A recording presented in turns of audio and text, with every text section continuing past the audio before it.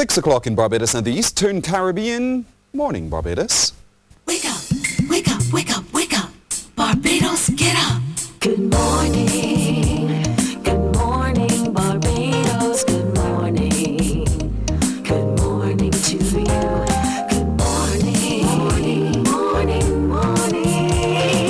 morning. Good morning to you.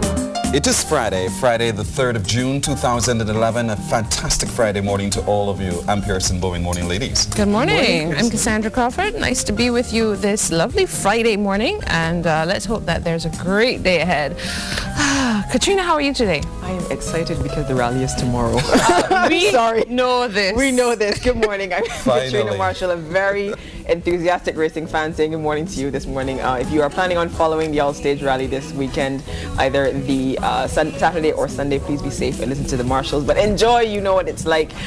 So yeah, that's why I'm happy this We're going to morning. plant yourself in rural. You know, you can go have a great time at rally. I'm getting there at report. 6:30 in the morning to get my spot. Yes, I really up am. 4 Hill. Up 4 Hill. Yeah. Up 4 Hill. I have to give Charles a call. 20 feet above the ground. 20 feet above the ground. Lovely. And I'm following it on Sunday in a vehicle. Lovely. Excitement. You're following on Sunday in the vehicle. All right.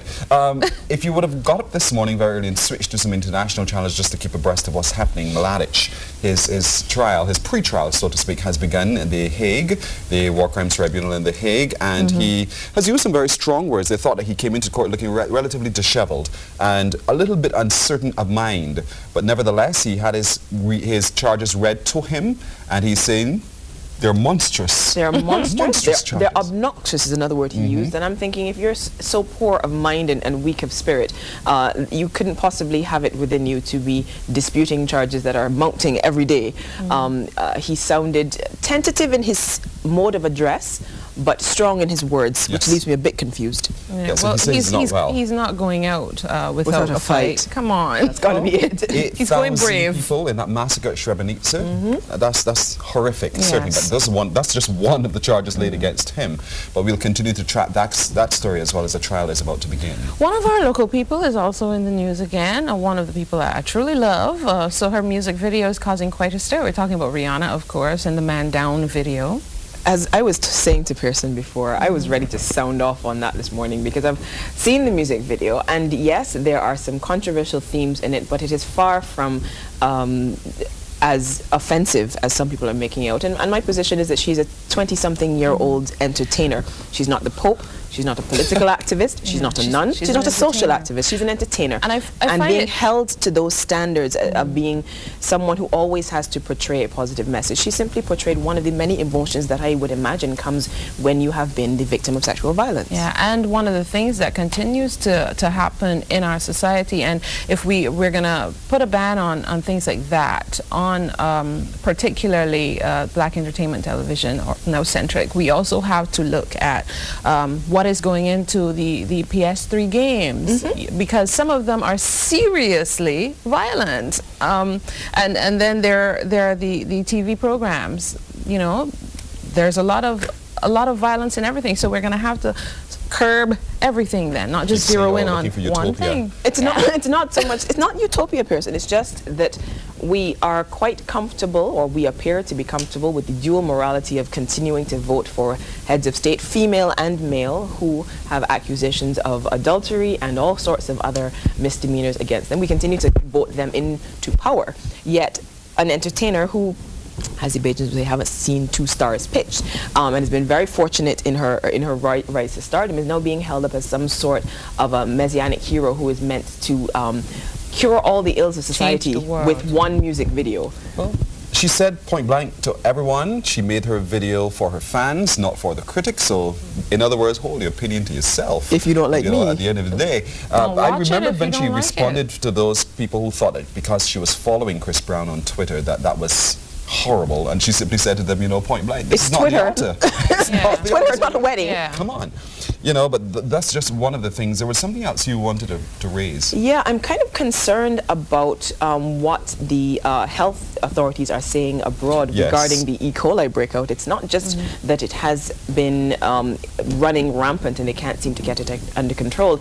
It is the fact that they are now saying that it's a new strain that they've never seen before, and as such are unable to tackle it as vigorously as one would have hoped they'd be able to, which kind of makes me scared, because it makes you feel like, you know, what's the world coming to if even the bacteria is mutating? You know what I mean?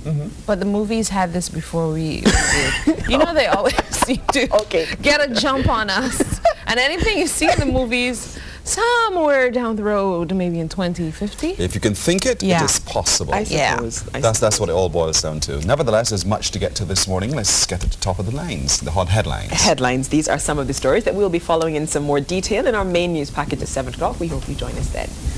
Pinda's Creative Workshop is on a mission to ensure that people get decent work as a means of lifting themselves from poverty. Director Rodney Grant says the organization will be revisiting a program undertaken in 1998 which examined the issues facing the labor market. Barbados has been assured that the United Kingdom remains committed to its trading partners. British High Commissioner to Bridgetown Paul Brummel says relations between the two countries are mutually beneficial. A local architect says Barbados must use its natural resources to support a green economy. Managing Director of Studio Blue Architects Incorporated, Neil Hutchinson, believes too much emphasis is placed on infrastructural development instead of preserving what is already there. It appears as though more children are being diagnosed as autistic. This suggestion from President of the Autistic Association of Barbados, Lawton Walcott. He was speaking during a presentation of equipment by the Australian government to the association. Regional carrier Liat has responded to charges from regional trade unions that its decision to send home workers at its Caribbean ticketing offices was disrespectful to the negotiating process. A news release last evening said the closure of the ticketing offices reflected the prevailing trend by airlines throughout the world and the shift in distribution and sales to telephone, travel agents and internet-based channels. Those have been your Morning Barbados top lines. Do join us at the top of the hour for our main news package at 7 o'clock. But for right now, we've been mentioning some of the headlines across the world. We're going to find out a little bit more detail. Cassandra Crawford's got a copy of the International Herald Tribune. I do, and it is provided through Newspaper Direct. You can call them at 436-1314. You can check out the website, www.newspaperdirect.com. And following on with that E. coli story, E. coli strain previously unknown, the WHO says, and this lead says, the World Health Organization said on Thursday that an unusually lethal strain of E. coli, which has infected more than 1,500 people in Germany, mystified public health officials and threatened to touch off panic in Europe, was a previously unknown variant of the bacteria, raising new concerns about the extent and severity of the contagion. As consumers across Europe weighed whether it was safe to eat raw produce, Russia extended a ban on fresh vegetable imports, initially imposed on produce from Spain and Germany, to encompass all of the European Union on Thursday, provoking a sharp response from European officials who called the move disproportionate. Well, we'll see how that goes. Another big headline on the front cover, U.S. opens inquiry into China over a hacking claim. Secretary of State Hillary Rodham Clinton said yesterday that the FBI would investigate allegations by Google that China was the origin of clandestine attacks on its Gmail service. And those are some of the headlines on the front cover of the International Herald Tribune. We now tell you what's making headlines on our local newspapers. We're going to get to that in just a moment, but we want to follow up on the whole question of what's happening across the world with E. coli, and we do have our Chief Medical Officer here in Barbados, Dr. Joy St. John, on the phone with us at this time. Dr. St. John, good morning to you. Good morning. We know it's a little bit early, but Barbadians are wondering still, what is E. coli and how does one get E. coli infection? Well, you would get E. coli infection usually from consuming or drinking anything that is contaminated with the organism. And it is not something that is normally thought to be in the Barbadian picture.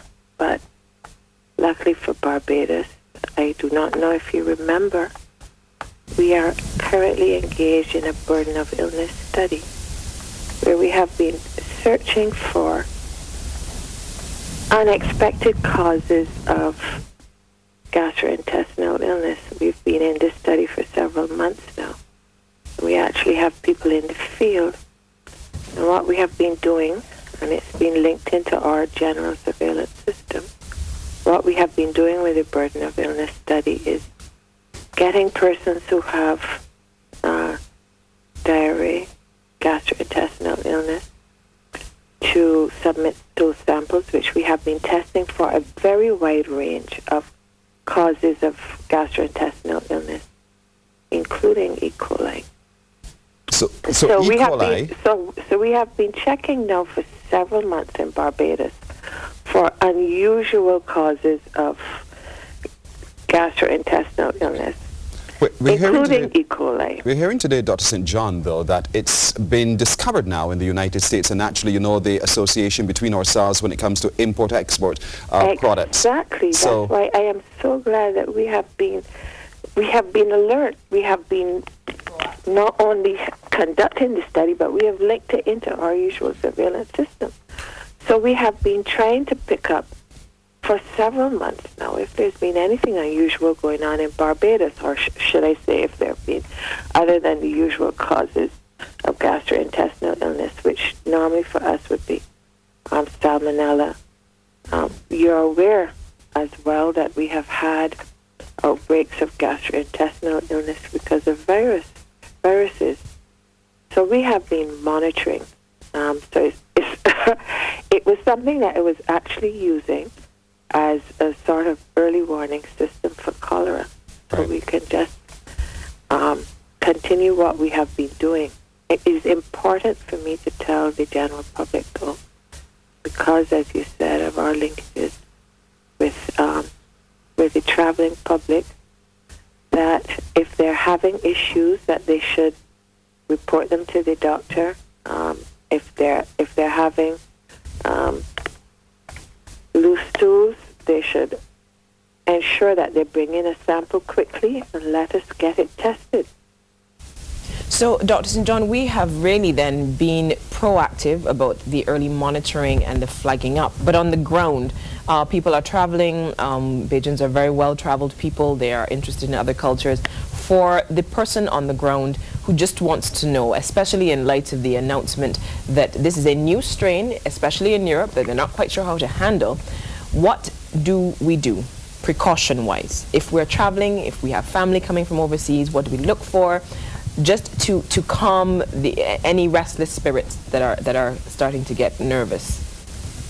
Well, not only have we been testing, but we have also been using novel and tried measures of telling persons how to prepare food, how to ensure when they use the bathroom or interact with children with diapers, that they must wash their hands. So we have been sending out for several months now, even via text message.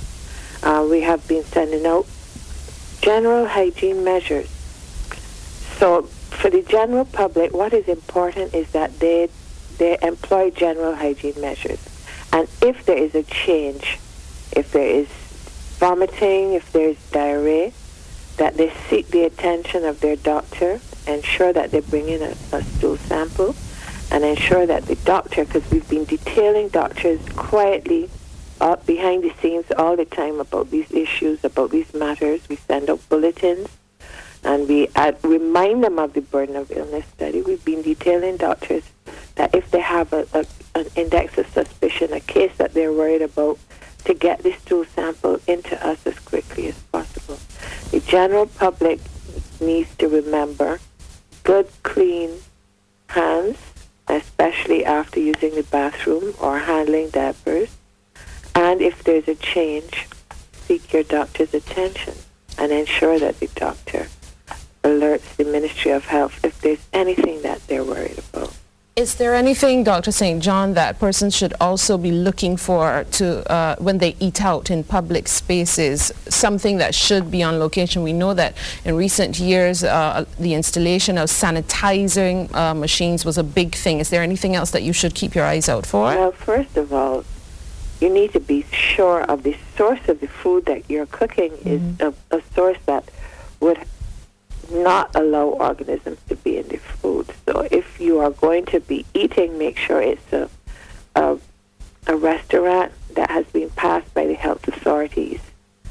If you're going to be choosing the type of food, it is not wise to choose uncooked foods, especially uncooked meats. It is also not wise to be using fresh fruit and vegetables unless you're sure that the source of water is very clean, that has been used to wash the fruit and vegetables. You can use peeled or cooked ground provisions. Do not choose this time to be eating exotic foods or eating uncooked or less than well-cooked foods, especially if there is an alert of a particular location. The United States is huge, but if there's a particular location where they have had cases, that is not the time to go to a street vendor that you don't have a clue about and eat a half-raw burger. Speaking of street vendors, crop over is coming up. I guess we'll need to make sure that they're reminded of these things as well. Oh, we do more than just remind them. We actually have clinics with them. Stuff. The persons that are registered with crop over, and also we send out. We go through this every year because that's one thing about Barbados. We do not want gastrointestinal outbreaks at seasons like that. We're very, very vigilant. All right. So we actually get them together and train them, and we actually monitor at these big events, the public events. Well, Dr. St. John, we really want to thank you so much for getting up so early to respond to our questions about me up. What a nice wake-up call. And we thank you for your experience and expertise as well. We hope that should there be any change at all, that you do feel free to give us a call here at Morning Barbados, CBC News, and so we can keep our publics up to date on what's happening. We have just gotten our alert officially, although I've been watching it for the last couple of days. We've just gotten our alert officially from PAHO. Oh, wonderful. So the epidemiologist, Dr. Springer, and I were discussing this last night. So it is a good thing that we maintain a level of vigilance.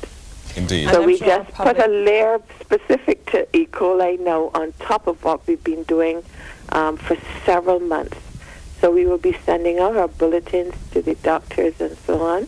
And if there is any other information for the general public, of course we will use the media generally to get that out. We look forward to it very much, Dr. St. John, and I know I'm a little bit more comfortable with your explanations and with the precautionary measures that you've advised, and we look forward to getting an update. Dr. Joyce St. John on the phone there giving us an update not just on Barbados' vigilance with monitoring gastrointestinal diseases, but now with the new outbreak of E. coli, what we can do to protect ourselves. That was an interesting update there, person. Indeed so, but quickly, just let's tell you what's in today's Barbados Advocate. On the front page, it says, time for change, efficient waste management system must be developed. They're looking at the whole question of the drug squad revealing worrying trends. You can read that story as well. The Garrison area holds great potential. And on the back page, recognition key to the athlete's success. We know that. But certainly you can read that story in today's Advocate newspaper. You haven't yet received the Nation, but you can go out and get your copy of the dailies and abreast yourself of what's happening. Cassandra, packed schedule this morning. Taste of the Caribbean is coming up again. The team is preparing to represent. They did well last time, and we look forward to sending a team, our golden team, up, and they're here today. Today we'll focus on the drink mixing, but we'll hear a lot more about the team as well. We'll hear too from the St. Philip's Constituency Council and some programs that they're having on there. Anyone who's been following the bleaching controversy with Vibes, is it? Vibes Cartel, will find out what the historical and cultural and religious implications are of altering skin, hair, and all those other things. That's only in your first half. So we're going to take a break. And when we come back, Morning Barbados will be back with a packed program on this fabulous Friday. Please don't go away. Morning Barbados.